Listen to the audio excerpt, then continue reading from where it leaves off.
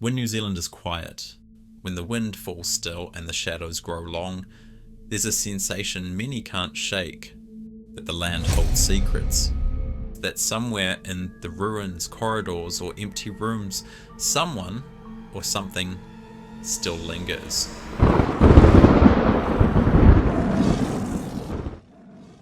One of New Zealand's most notorious haunted institutions is Kingseat Hospital, lying south of Auckland. Opened in 1932, it once housed hundreds of psychiatric patients. After its closure in 1999, it became a magnet for ghost stories. Over 100 apparitions have been reported. The most famous is the grey nurse, said to roam the hospital wings and nurses' quarters. Inside, visitors report disembodied screams, shadowy figures drifting through corridors, and the relentless feeling of being watched. Some rooms felt impossibly cold. Part of the site was converted into a haunted attraction known as Spookers, but even staff and paranormal investigators maintain that not all the activity is theatrics, sharing stories of all the strange, unscripted events. Reports include objects and furniture being moved. Kingseat is more than eerie ambience. It's a place where past suffering echoes in every empty room, where architecture and history conspire to let the dead linger.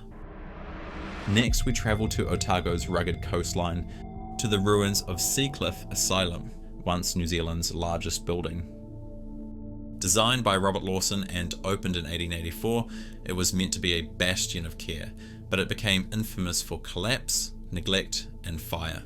Structural faults crept in early, landslides and wall failures were repeated problems.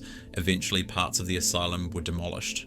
The darkest chapter came on the 8th of February 1942 when Ward 5 caught fire. 39 women locked inside perished. Today, most buildings are gone, overtaken by bush and decay, yet the ruins still echo with stories of cold spots, ghostly screams, and restless patients walking corridors in shadow.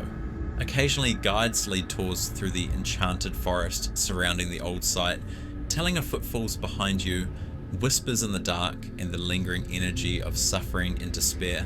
The women who died there are said to remain caught between realms, forever seeking light in the ruins.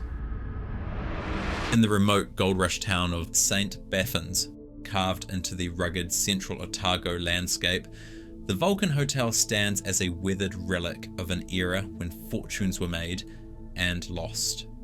It also carries a dark legend that lingers in room 1. The ghost is called Rose, thought to be a young sex worker from the 1880s, sometimes called Rosie, who lived in that very room. Locals say she was strangled, robbed, and her body thrown into the nearby lake. The murderer was never found. The spirit is said to pay particular attention to male guests. Men who stay in room 1 report uncanny experiences, the feeling of being pinned to the bed, breath stolen, and heavy pressure on the chest. Some tell of hearing a whisper or seeing a figure by the bedside.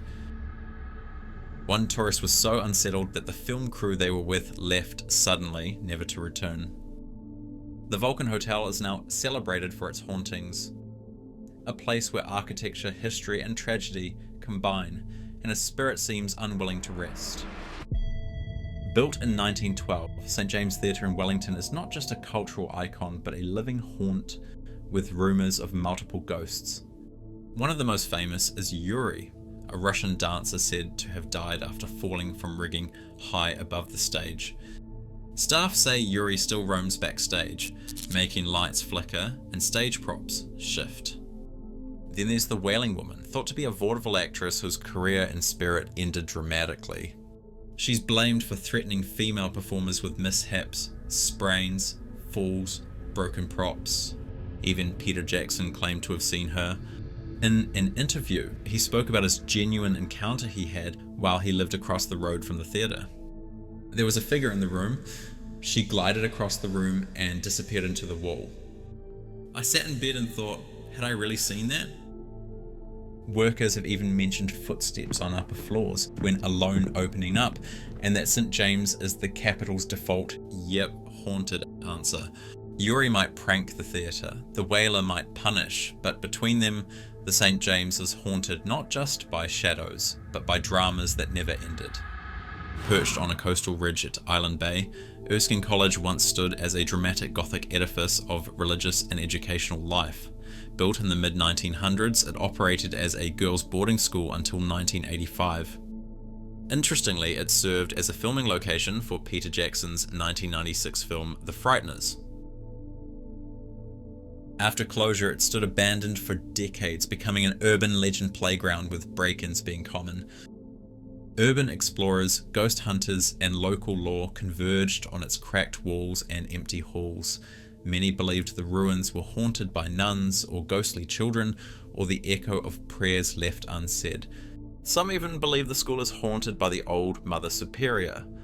The place felt frozen in time, classrooms still lined with broken desks, stairwells choked in dust, the grand chapel looming in silence, and as you roamed those halls, exploring the rundown buildings, you couldn't help but feel it, that incredibly unnerving sensation that something else was there, watching from the shadows.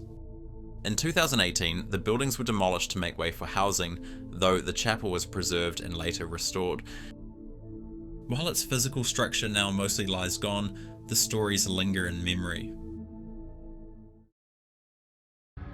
In a land known for its peace and beauty, these places remind us that silence can be deceiving. Whether you believe in ghosts or not, some stories refuse to fade. And if you ever visit one of these places, listen closely. You might not be as alone as you think.